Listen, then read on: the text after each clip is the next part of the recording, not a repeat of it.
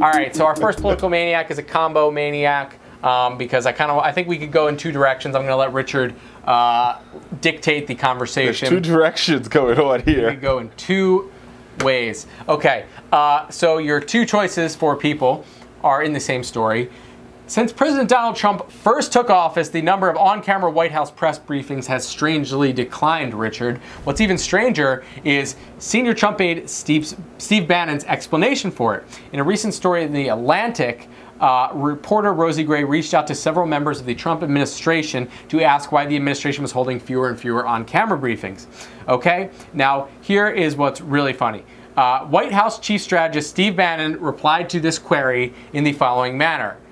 In a text message, he said, "Sean got fatter," and did not respond to a follow-up. So his explanation for why there are less on-camera briefings is because Sean Spicy Spicer has gotten fatter since being in office. Can I just say that, like, Steve Bannon reminds me of, like, you know, some of us, most of us in the family, you have that, like, sort of creepy old uncle who just says things that's off the wall. And your mom always says, he looks like a homeless person. I didn't even. Like I a was sentient trying pile to of trash. Well, can I finish my story?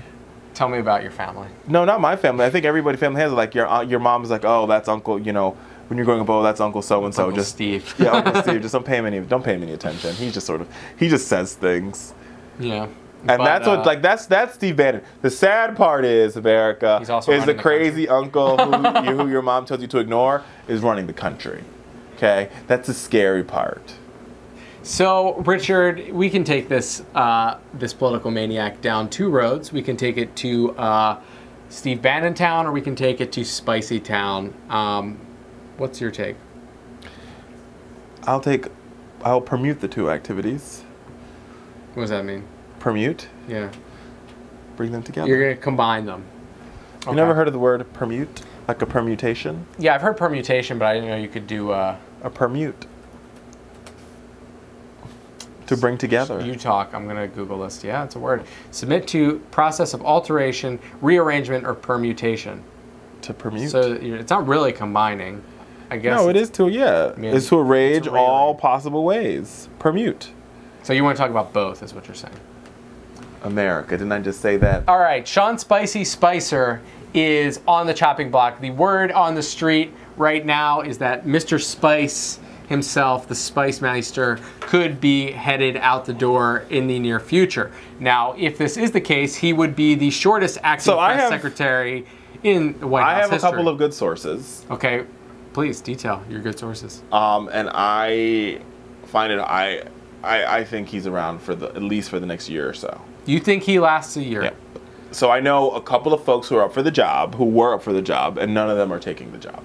So you think the reason that he's sticking around is because they can't fill it? Yeah. Because I don't think anybody wants this job. But he doesn't want it. Well, then he should quit. Well, what happens if he quits? Well, I mean, here's the thing. 90%. I would quit if I was him. I know. Well, he'll get a job somewhere else. I can say this, that, I mean, I'm blessed and privileged in my life that I know a couple of White House press secretaries personally. Mm-hmm. And one thing about only 4 of them have existed in this Twitter, Facebook era. Mm-hmm. And of the 4 of them that exist in the Twitter, Facebook era, only one of them, and I've actually met Sean Spicer a couple times, only one of them has to deal with a president that's so insistent on tweeting. And so basically, usually the job of the press secretary, if anybody's watched C.J. Craig in The West Wing, I mean, like, she's not the perfect press secretary, and clearly it's a drama, but it was based off of Dee Dee Myers from the Clinton administration. And Dee Dee Myers actually consulted on the creation of the show. But the job of the press secretary, they're the second most visible person at the White House. Right. And their job is to sort of stay ahead, right? To stay ahead and clean up. It's a hard job because you have to stay ahead and you have to clean up the mess that was left behind. Sean Spicer or Sarah Huckabee Sanders, whoever has that job, sometimes they're at they're sitting at the podium, and a reporter tells them what the president just said. Tweeted, and so they can't stay ahead because the president is 3 steps ahead of them. So he and himself, by his insistent tweeting, is making this job impossible. Right. Because I don't think the press Like, I think some members of the press, maybe some would argue, they're asking these really hard questions and they're being unfair to Sean.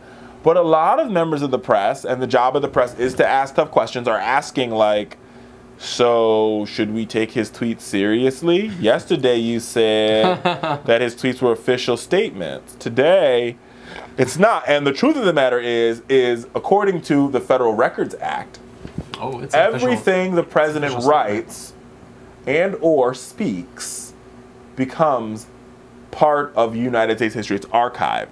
Every tweet that he tweets is thus archived by the Federal Records Act, thus meaning every tweet that the president tweets is an official statement from the United States government, period.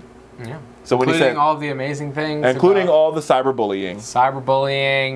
Promoting his daughter's fashion line while in office. All of that. All that is part of the thing. I mean, I think Sean Spicer has a very tough job, and I mean, I wouldn't do it. Yeah, I mean, like, you got to give the guy credit. Like, he does not have an easy job. No, and like, I mean, it's literally like you're attempting to do the impossible every single time. It really is, and I mean, and he tried his best. It's pretty amazing. Like, it's actually so surreal that, like... Oh, yeah, and I think the president, and I actually think, like, him and the president, I don't know, but you could just, I feel as though they might have a very tense relationship.